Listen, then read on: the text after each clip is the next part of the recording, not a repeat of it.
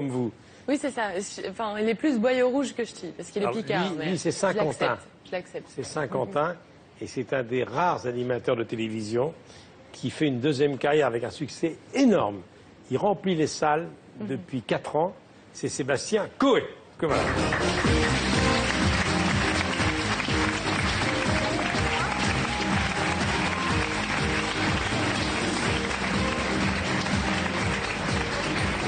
Sébastien Coé, que vous écoutez tous les soirs sur Énergie avec un succès énorme. C'est un carton, 1 million d'auditeurs tous les soirs, oui. de 19h à 22h. Alors quand il y a 3 ou 4 ans, j'ai vu comme tout le monde que vous alliez faire du stand-up, du one-man show. J'ai dit, ah, quel courage, il doit avoir une peur, Coé sur scène. Et puis vous avez commencé dans des salles moyennes, et là c'est devenu considérable. 100 000 spectateurs, 150 représentations, Palais des Sports.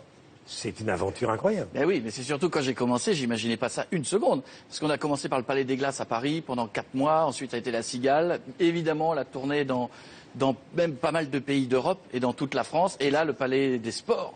Moi au Palais des Sports. Bon, hein, déjà, bon, la première blague est dans le titre, mais, mais c'était fabuleux. Vous parlez de votre famille, de votre enfance, à Saint-Quentin, etc. Vous parlez de votre naissance. Vous avez un souvenir très précis de votre naissance? Oui, enfin très précis, très précis. Non, ce qu'on m'a raconté. Non, je me souviens que ça avait très mal démarré parce que quand je suis né, j'étais un bébé très laid. Oui, il paraît que quand on me changeait, des fois les gens gardaient la couche et moi ils me foutaient directement à la poubelle. Donc, sérieux? Non, c'est le seul souvenir que j'ai à peu près. La Picardie, c'est votre région, vous y tenez beaucoup, une région à laquelle vous rendez hommage grâce à l'accent, parce que vous avez l'accent de Danny Boom dans les ch'tis, quoi. Alors oui, alors là, on n'est pas des bons représentants, parce que le Nord et la Picardie, on est très proches, les gens parlent comme ça. Ah, en gros, ils parlent comme ça, pas tout le temps comme ça. Les gens là qui regardent ma famille, par exemple, il y a Michel Drucker. Il y a le tio qui est chez Michel Drucker. Regarde-là, ils sont comme ça. Ils parlent comme ça. Et voilà, on n'a pas de A, par exemple. On a le O directement. Dans les ch'tis enlèvent le A. Oui, c'est-à-dire que, par exemple, le groupe ABBA n'existe pas chez nous, c'est Hobo, directement. Hein. Des fois, on montre la lettre A, les gens y regardent, quand ils passent les tests de vue, ils font qu'est-ce que c'est que cette lettre-là? On connaît pas, hein, on connaît pas ça. On a plein de trucs bien. On a même, chez nous, il n'y a pas que l'accent qui est fort, il y a aussi les fromages. Oui, c'est marrant. Et je voulais vous faire une petite surprise, Charles et Michel. Alors attention, non, manipulez ça avec précaution. Alors... J'ai remarqué que notre assistant Ted Tarikon, il a déposé le plateau, il est parti très vite. Alors attention. Attention, Pour l'instant, c'est très beau, c'est sous cellophane. Voilà. Mais pour d'autres, ça peut être une arme de destruction massive. Est-ce qu'il y a du maroilles? Il y a du maroilles? Alors, il y a du maroilles, il y a de la boulette d'Aven. C'est orange, c'est-à-dire que c'est un signe pour dire qu'il ne faut pas y toucher, que c'est dangereux. Maintenant, je vais l'ouvrir. Donc, il faut avoir des narines musclées. Non, mais il y a 2 médecins, il y a 2 médecins. Oui. Il y a des pompiers aussi. Mais même des gens chez eux peuvent mourir avec l'odeur. Hein. J'ouvre parce que...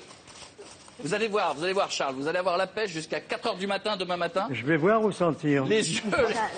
Regardez, ça. Et l'autre, c'est de la tête de moine. Déjà, Voilà. Ah, c'est bon, la tête de moine. J'aime bien, moi. Mon Dieu. Voilà.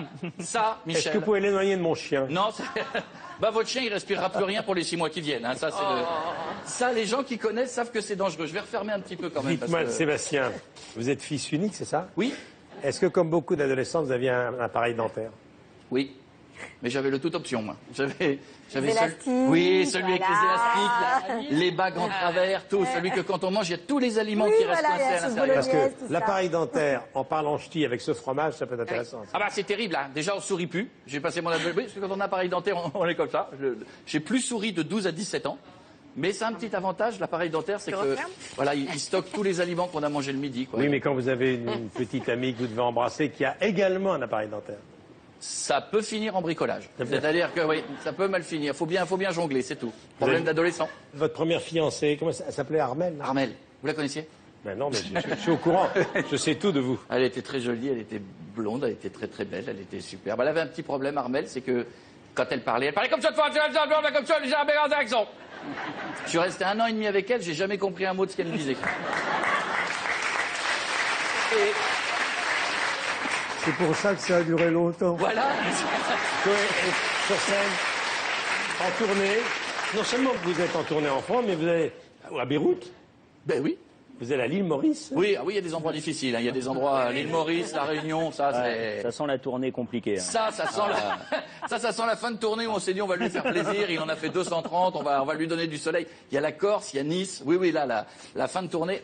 4 ans de bonheur grâce au public, avec des salles incroyables et ça se termine en juillet. Là, voilà. Ça y est, là, on va clôturer la belle histoire. Ben voilà. Dites-moi, mademoiselle Serre, vous voulez me parler de la fondation avec du professeur David Kayak.